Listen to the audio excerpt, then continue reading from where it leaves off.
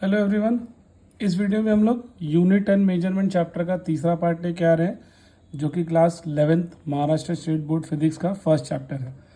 तो इसके इस पर्टिकुलर पार्ट में हम लोग यूजेस ऑफ डायमेंशनल एनालिसिस ये करने वाले हैं, जिसके 3 यूजेस होते हैं।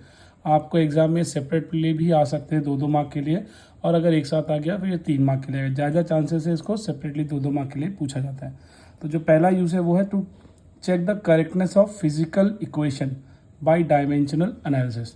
अब इसमें होता क्या है, जो हमने काइनेमेटिकल इक्वेशन देखे हैं, जो और भी कोई फार्मूला होते हैं, तो उसमें से एक फार्मूला हमने लिया है v equals to u plus a t. ये काइनेमेटिकल इक्वेशन का एक इक्वेशन है। तो इसमें हमें यही प्रूफ करना है कि जो लेफ्ट हैंड साइड का डायमेंशन होता है वो इक्वल टू किसके होता है, राइट हैंड साइड के डायमेंशन के। तो जिसमें ये v मतलब क्या है, फाइनल वेलोसिटी है, u मतलब क्या है, इनिशियल वेलोसिटी है, a क्या है, एक्सेलरेशन है, टी क्या है, टाइम है। तो हम अभी बारी बारी से इसको देखेंगे। तो सबसे पहले हम लेफ्ट हैंड साइड को देखते हैं। v की डायमेंशन वो क्या होती है, वेलोसिटी। तो क्या होता है, मीटर पर सेकेंड। तो इसलिए मीटर की डायमेंशन L1, सेकेंड की डायमेंशन T1, लेकिन पर है इसीलिए -1। इसी तरह राइट हैंड साइड में u प्लस ए टी है। तो u की डायमेंशन इनिशियल वेलोसिटी है, तो इसकी भी डायमेंशन v के बराबर ही होगी। और a मतलब क्या है, एक्सेलरेशन ड्यू टू ग्रेविटी। तो मीटर पर सेकेंड स्क्वायर है, इसीलिए L1 और T-2 है। T मतलब क्या है, टाइम। तो T इक्वल्स टू 1। तो देखो इसको तो हमने ऐसे ही रखा। अभी AT वाली डायमेंशन को पहले सॉल्व करो। यहाँ का L और L के जो कोएफिशिएंट्स है, मतलब जो पावर है, सबको ऐड कर लेते हैं। तो यहाँ L की पावर 1 है, यहाँ 0 है, तो इसलिए 1 + 0 1 हो जाएगा। M की पावर यहाँ 0 है, यहाँ पर भी 0 है, इसलिए M की पावर 0 है। T की पावर यहाँ -2 है, यहाँ +1 है, तो -2 + 1 क्या हो जाएगा, -1 हो जाएगा। अब ये दोनों की डायमेंशन ऐड कर लेते हैं, L1 ठीक है, यहाँ पर M0 T-1 T-1, तो कितनी बार है, ट्वाइस है। तो ट्वाइस है, इसलिए जो नंबर्स होते हैं डायमेंशन में, इसको हम इग्नोर करते हैं, कांस्टेंट लेते हैं। तो इसलिए डायमेंशन ही करेक्ट क्या होगा, L1 M0 T-1, जो कि जो लेफ्ट हैंड साइड है उसके डायमेंशन के बराबर है, इसीलिए left hand side equals to right hand side है। तो डायमेंशनली करेक्ट इक्वेशन को ही हम इक्वेशन बनाते हैं, ठीक है। अब इसी तरह जो सेकंड यूज है वो है to check relationship between related physical quantity. तो यहाँ पे हमने एक फार्मूला लिया है जो कि time period of simple pendulum का है, जो कि होता है T इक्वल्स टू 2π√L/G। तो इसमें L ऊपर ही क्यों है, G नीचे ही क्यों है, और इसमें रूट ही क्यों है, यही हमें पता करना है। तो हम पहले मान के चलते हैं, हमें कुछ नहीं पता है कि L ऊपर क्यों है, G ऊपर है। हमने बस ले लिया L की पावर मान लिया A, G की पावर मान लिया B, ठीक है। और प्रोपोर्शनलिटी साइन हटा दिया, तो हमने यहाँ लिख दिया K, जो कि 2π के बराबर है। तो अब हम लेंगे L की पावर A। तो डायमेंशन लेफ्ट क्या है, इसी वाले इक्वेशन से T है, तो T की डायमेंशन क्या है, T1। फिर L है, L की डायमेंशन क्या है, L1, इसको हमने मान लिया है यहाँ पर A। फिर वैसे ही G की डायमेंशन है, वो क्या है, मीटर पर सेकेंड स्क्वायर, इसीलिए L1 है और T-2 है। अब हम लेफ्ट हैंड साइड और राइट हैंड साइड इस इक्वेशन 1 की तरह हमने इसको लिख दिया। अब आगे इसको हम सॉल्व करते हैं, ठीक है। तो आई होप यहाँ तक आपको समझ में आया हो, ठीक। अब इसके आगे देखिए, यहाँ पर लिखा हुआ है L1 L0 M0 T1। तो ये जो A है ये L की पावर है, ये जो B है वो G की पावर है। तो A से हमने मल्टीप्लाई कर दिया L1 को, तो L⁴A हो गया। M0 करेंगे तो 0 ही रहेगा, यही T0 करेंगे तो 0 ही रहेगा। B मल्टीप्लाई हो जाएगा 1 से, तो L⁵B। B मल्टीप्लाई होगा 0 से, तो 0 ही रहेगा। B मल्टीप्लाई -2 से होगा तो -2 भी हो जाएगा। अब दोनों में देखो L है, इनके जो अपर है, जो पावर है, वो क्या होगा, ऐड हो जाएगा, बाय इंडाइसेस का बोल सकते हो। तो A + B हो जाएगा। ये जो M है, यहाँ M है, तो M 0 ही रहेगा। T जो है यहाँ 0 है, -2B है, तो 0 + -2B क्या हो जाएगा, -2B हो जाएगा, ठीक। तो अभी हम क्या करेंगे, लेफ्ट हैंड साइड की डायमेंशन की जो पावर है वो राइट हैंड साइड की डायमेंशन की पावर से कंपेयर कर देंगे। तो लेफ्ट हैंड साइड में देखो L की पावर 0 है, और यहाँ पर राइट हैंड साइड में A + B है, तो हमने इसीलिए लिख दिया A + B = 0। अब लेफ्ट हैंड साइड में देखो, यहाँ पर M⁴0 है और राइट हैंड साइड में भी M⁴0 है, तो M को हम कंपेयर ही नहीं करेंगे। फिर लेफ्ट हैंड साइड में T की पावर देखो 1 है, और यहाँ पे T की पावर -2 भी है, तो हमने उसको भी लिख दिया। अब क्योंकि -2B = 1 है, तो हम B को क्या लिखेंगे, -1/2। अब इसी B की वैल्यू -1/2 को हम इक्वेशन नंबर 2 में सब्स्टिट्यूट कर देंगे। तो यहाँ -1/2 रखेंगे तो ये जब राइट हैंड साइड में जाएगा तो क्या बन जाएगा, +1/2 हो जाएगा। तो इसलिए a की पावर क्या आ गई, +1/2 आ गई। ठीक है, अब इसी तरह a की पावर मिल गई, b की पावर मिल गई, ये वैल्यू को हमने इक्वेशन नंबर 1 में सब्स्टिट्यूट कर दिया। तो वहाँ पे हमने l की पावर a ली थी तो उसकी वैल्यू आ गई 1/2, g की पावर b ली थी इसलिए उसकी पावर आ गई -1/2। ठीक है, अब इसलिए k क्या हो जाएगा, l⁻1/2 और ये g माइनस है इसलिए इसको नीचे ला दो तो क्या हो जाएगा, प्लस हो जाएगा। अब क्योंकि 1/2 है तो 1/2 पावर किसका होता है, जो चीज़ स्क्वायर रूट के अंदर होती है, इसलिए इसको हमने क्या लिख दिया, स्क्वायर रूट। इसीलिए फार्मूला ऐसे था और एक्सपेरिमेंटली k की वैल्यू हमको पता ही है 2π होता है। तो ये हमारा आ गया t = 2πL/g। इसमें हमने यही प्रूफ किया कि k ऊपर क्यों होता है, क्योंकि k की पावर क्या है, l⁻½ है और g नीचे क्यों होता है, क्योंकि g की पावर क्या है, -1/2 है। ठीक है, तो आई होप आपको ये समझ में आया होगा। इसी तरह इसका जो थर्ड और लास्ट यूज़ है वो है to find conversion between units of same physical quantity. जैसे फोर्स का 1 न्यूटन होता है और SI यूनिट जो उसकी होती है वो SI न्यूटन होती है, जो CGS होता है वो क्या होता है, डाइन होता है। ठीक है, तो अभी यहाँ पे क्वांटिटी टू डिफरेंट सिस्टम, इसको हम देखते हैं। तो इसी तरह हम लोग एक क्वांटिटी ले ली है जो कि एनर्जी है। एनर्जी की SI यूनिट क्या होती है, वो जूल होती है और जो CGS में होता है वो है अर्ग। तो दोनों के रिलेशन में जो वैल्यू होगी उसको हमने मान लिया n। तो अभी हमको एनर्जी जो कि जूल, उसकी डायमेंशन पता है, L2 m⁻1 t⁻²। ये सारे डायमेंशन मैंने लास्ट क्लास में सिखाया हुआ है, तो आप वो वीडियो देख सकते हो। और वैसे ही अर्ग का जो कि CGS में, उसकी भी डायमेंशन क्या होगी, सेम ही होगी। लेकिन हमने यहाँ MKS वालों को 1 दे दिया है और CGS वाले को 2 दे दिया। अब हम n को क्या लिखेंगे, सब L1 M1 के नीचे क्या कर देंगे, L2 M2 और T2, सबकी पावर हमने सेम ही रखी।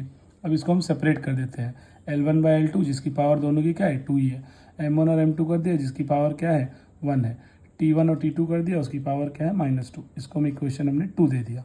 अब जो ऊपर क्वांटिटीज़ है वो सब किस में है, MKS में, इसीलिए हमने L को लिखा मीटर, M1 को लिखा kg, T1 को लिखा सेकेंड। अब जो L2 है वो आपकी CGS में है तो वो क्या हो जाएगा, सेंटीमीटर। M2 है तो क्या हो जाएगा, ग्राम में हो जाएगा। T2 है वो भी सेकेंड ही रहेगा, टाइम की यूनिट क्या होती है, सेम ही होती है।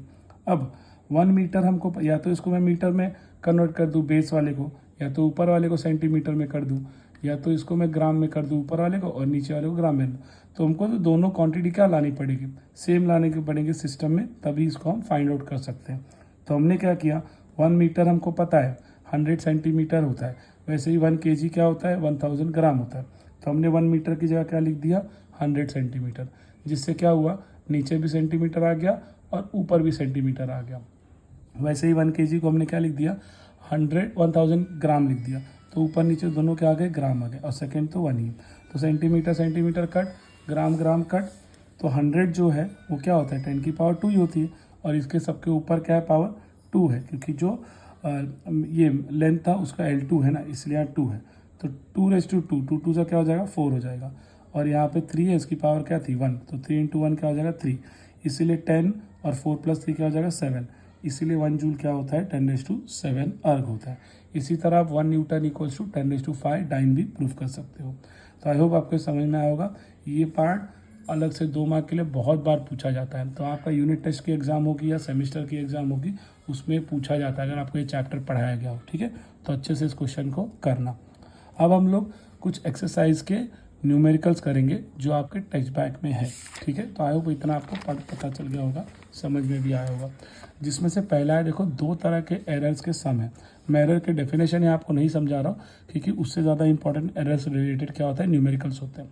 तो उसमें आपके टेक्स्ट बैक में वर्नियर कैलिपर्स वाला भी एक दिया है और एक आपको ओम्स वाला दिया है। तो वर्नियर कैलिपर्स का सेम एग्जांपल आप खुद इससे कर सकते हो अगर आपको ओम का समझ में आ जाएगा। ठीक है, तो यहाँ पर ये न्यूमेरिकल 3 मार्क के लिए आता है, इंपॉर्टेंट है, आप इसको करना चाहिए। और इसी तरह वर्नियर कैलिपर्स का भी है, तो भी आपको करना चाहिए। तो यहाँ पे दिया है, in Ohm's experiment the value of unknown resistance found to be 6.12, 6.09, 6.22, 6.15, ऐसे 4 वैल्यूज़ दिए हैं। ठीक है, कैलकुलेट मीन एब्सोल्यूट एरर पूछा है, रिलेटिव एरर पूछा है, परसेंटेज एरर पूछा है। तो हमने जो सबकी वैल्यूज़ है पहले उसको नाम दे दिया। A1 दे दिया पहली वाली को, A2 दे दिया दूसरे वाले को, A3 दे दिया तीसरे वाले को, A4 दे दिया चौथे वाले को। सबसे पहले हमने मीन निकाल लिया। मीन का फॉर्मूला क्या होता है, A1 + A2 + A3 + A4 divide by 4। जितनी क्वांटिटी उतने डिवाइड बाय कंपोनेंट। अगर टोटल 5 होते हैं तो मैं डिवाइड बाय 5 करता, ठीक है। अगर टोटल 3 क्वांटिटी दी हो तो मैं डिवाइड बाय 3 करता। अब इनको सबको आप ऐड कर लो तो आ जाएगा 24.58। अगर इसको आप 4 से डिवाइड कर दो तो 4 6 जा कितना 24, ठीक है। फिर यहाँ पे हम 4 1 जा 4 ले लेंगे तो 1 कैरी चला जाएगा, तो वापस 4 6 जा 24, 4 6 जा 4 4 जा 16 हो जाएगा, ठीक है। फिर 2 कैरी, वापस 4 5 जा 20। तो इस तरह आपका ए मीन आ गया, ठीक है। तो आई होप आपको समझ में आया होगा। अब इसी तरह एब्सोल्यूट एरर क्या होता है, निकालना है मीन एब्सोल्यूट एरर, तो उसके लिए हमें पहले एब्सोल्यूट एरर आना चाहिए। तो जो भी मीन एरर है उसको हर एक इंडिविजुअल वैल्यू से सब्ट्रैक्ट करो। जैसे मुझे डेल्टा A1 एब्सोल्यूट चाहिए तो मैं क्या करूँगा, जो इसकी मीन वैल्यू है उसको मैं 6.12 से क्या कर दूंगा, सब्ट्रैक्ट कर दूंगा, जो कि A1 की वैल्यू है, इसीलिए डेल्टा A1 आएगा।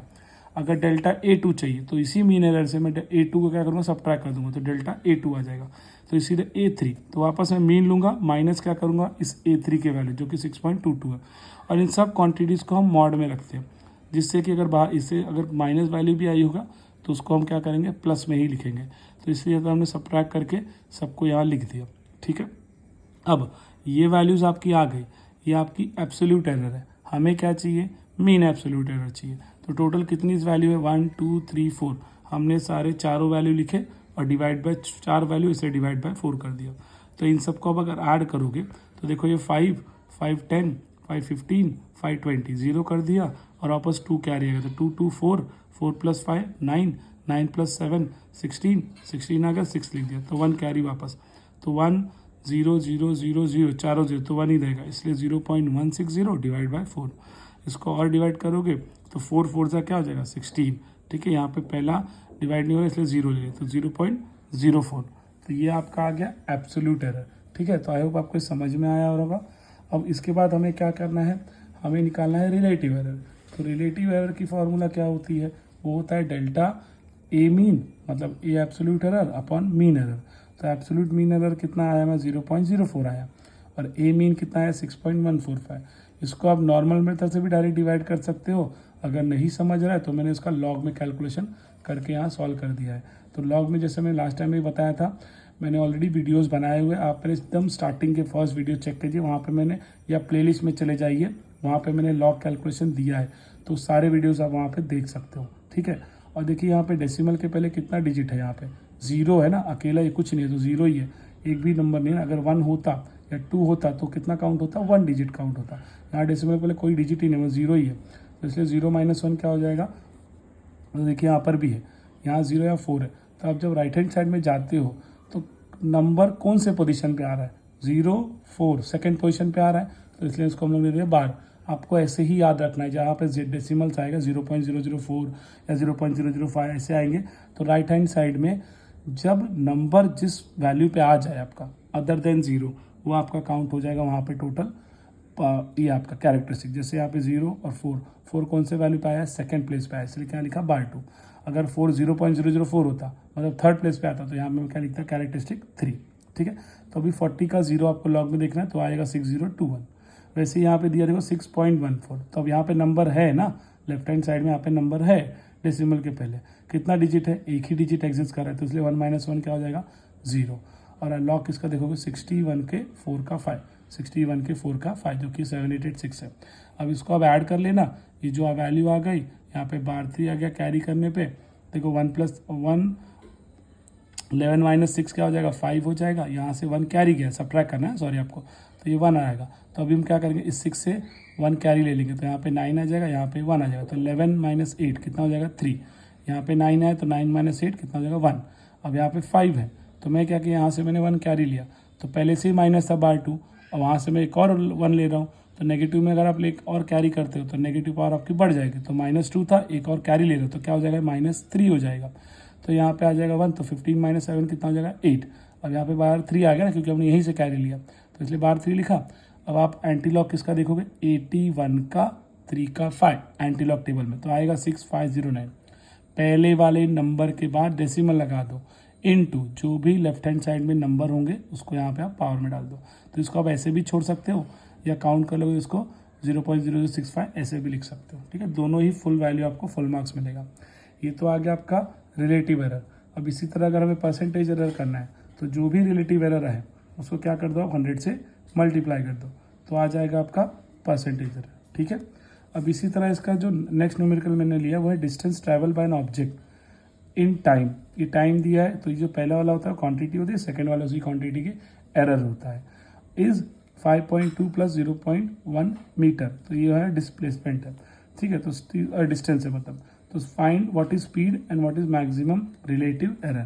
तो हमें डिस्टेंस दिया है D plus minus delta D लिख देंगे। तो जो पहला वाला जैसे क्वांटिटी मैंने क्या बोला वो क्वांटिटी है, और दूसरा वाला जो प्लस माइनस है वो उसका क्या है, एरर है, जो कि 0.1 है। वैसे ही टाइम का दिया है 100 और एरर आया कितना, डेल्टा टी 1। तो हमें स्पीड पता है, डिस्टेंस अपॉन टाइम होता है। डिस्टेंस की वैल्यू लिखी हमने 5.2 और टाइम लिखा हमने 100, तो कितना आ जाएगा 0.052। अब फॉर्मूला कैसे बनेगा, वेलोसिटी चेंज का relative delta V by V, मतलब change upon quantity, change upon quantity, change upon quantity, change in distance upon distance, change in time upon time. तो डेल्टा कितना है, पहली वैल्यू देखो तो ये 0.1, डी कितना है आपका 5.2, डेल्टा टी कितना है आपका 1, टी कितना है आपका 100। ठीक है, तो यहाँ पे देखो 5.2 है 0.2, तो मैंने क्या किया ऊपर नीचे 10 से मल्टीप्लाई कर दिया ताकि डेसिमल हटा दो। तो 0.10 किया तो कितना हो जाएगा 1, 5.2 इंटू 10 कर दूँ कितना हो जाएगा 52। अब इसको मैंने क्रॉस मल्टीप्लाई कर दिया, ये 152/5200 आ गया। अगर मैं इसको 8 से डिवाइड कर दूँ, ठीक है, तो आ जाएगा 19, और इसको 8 से डिवाइड करें तो कितना आएगा 650। ये दोनों को मैं और डिवाइड कर दूंगा, आ जाएगा 0.029। तो इसको आप लॉग से भी कर सकते हो या मैंने कर दिया है। ठीक है, तो आपको आई होप समझ में आ गया होगा। अब इसी तरह एक लास्ट क्वेश्चन में ले रहा हूँ जो कि आपके एक्सरसाइज का ही है। यहाँ पे दिया है if the formula for a physical quantity, कितना दिया है, कैपिटल एक्स से दिया है, a⁴, b�3, c½ d½ and if the percentage error is given, A का दिया है 3%, बी का दिया है 4%, ये ए का दिया है 2%, बी का दिया है 3%, सी का दिया है 3%, डी का दिया है 4%। तो जो हमारा परसेंटेज एरर होता है वो क्या होता है, जैसे ए है तो हम लोग लिखते हैं उसको डेल्टा ए बाय ए, और जो उसकी पावर होती है वो मल्टीप्लाई हो जाती है। तो a⁴ को कैसे लिखा, पावर 4 है इसलिए लिखा 4 इंटू मल्टीप्लाई क्या होगा, जो क्वांटिटी क्या होगा, चेंज अपॉन ओरिजिनल क्वांटिटी। तो चेंज क्या होगा, ए का delta A upon original quantity that is a. वैसे ही बी का क्या होगा, पावर क्या है 3 इसलिए लिखा 3 इंटू, तो चेंज क्या होगा बी में, डेल्टा बी अपॉन बी। सी का क्या हो जाएगा 1/3 पावर है तो 1/3 मल्टीप्लाई बाय सी की वैल्यू कितनी है रिलेटिव की, डेल्टा सी बाय सी। उसी तरह परसेंटेज एरर डी का दिया है, कितना उसका वैल्यू पावर का 1/2, लिखा क्या हमने delta D by D, percentage लिख दिया बाहर। ठीक है, तो डेल्टा ए बाई ए की वैल्यू दी है, कितना दी है 2, डेल्टा बी बाई वी की वैल्यू दी है 3, तो यहाँ पे लिख दिया 3, डेल्टा सी बाई सी की वैल्यू दी है 3, तो यहाँ पे लिखा मैंने 3, डेल्टा डी बाई डी की वैल्यू दी है 4, तो ऐसे लिखा। अब 4 2 सा क्या हो जाएगा 8, 3 3 सा कितना हो जाएगा 9, और ये 3 3 कट कर दूंगा तो बचेगा 1। अब 4 है तो 2 से डिवाइड कर दिया तो 2 2 से आ गया 4, 9 + 1 10, 10 + 8 18, 18 + 2 20, तो आ गया 20%। ठीक है, तो ये भी 2 मार्क के लिए। तो आई होप आपको समझ में आया होगा। मैंने एक्सरसाइज के न्यूमेरिकल जो मुझे लगता है बहुत इंपॉर्टेंट है उस टाइप के मैंने न्यूमेरिकल सॉल्व कर दिए हैं। जो लास्ट वीडियो रहेगी उसमें मैं आपको सिग्निफिकेंट फिगर्स के बारे में समझा दूंगा, ऑर्डर ऑफ मैग्नीट्यूड के बारे में समझा दूंगा, कुछ एग्जाम्पल दे दूंगा, तो आपको ये आपका चैप्टर समझ में आ जाएगा। इतने भी आपने कर लिए तो बहुत है, इसमें से ही टीचर्स ज़्यादा क्वेश्चंस देते हैं। ठीक है, तो तीनों वीडियोस आप अच्छे से देख लेना, इसको कंटिन्यू करके। इसके पहले भी मैं 2 अपलोड किया, वहाँ भी देख लेना, एक और अपलोड कर दूंगा। तो आपका unit and major chapter, major जो चैप्टर है उसके जो ये मैंने बता दिए यही आपके नोट्स है। इसी वीडियोस को आप अच्छे से देख लो तो आपको समझ में भी आ जाएगा, और यही का स्क्रीनशॉट लेना, यही आपका नोट्स हो जाएगा। ठीक है, तो आई होप आपको समझ में आया होगा। ठीक है, देख लीजिए, यह वाला न्यूमेरिकल 2 मार्क के लिए रहेगा, एरर वाले न्यूमेरिकल को आप 3 मार्क के लिए समझो। ठीक है, थैंक यू।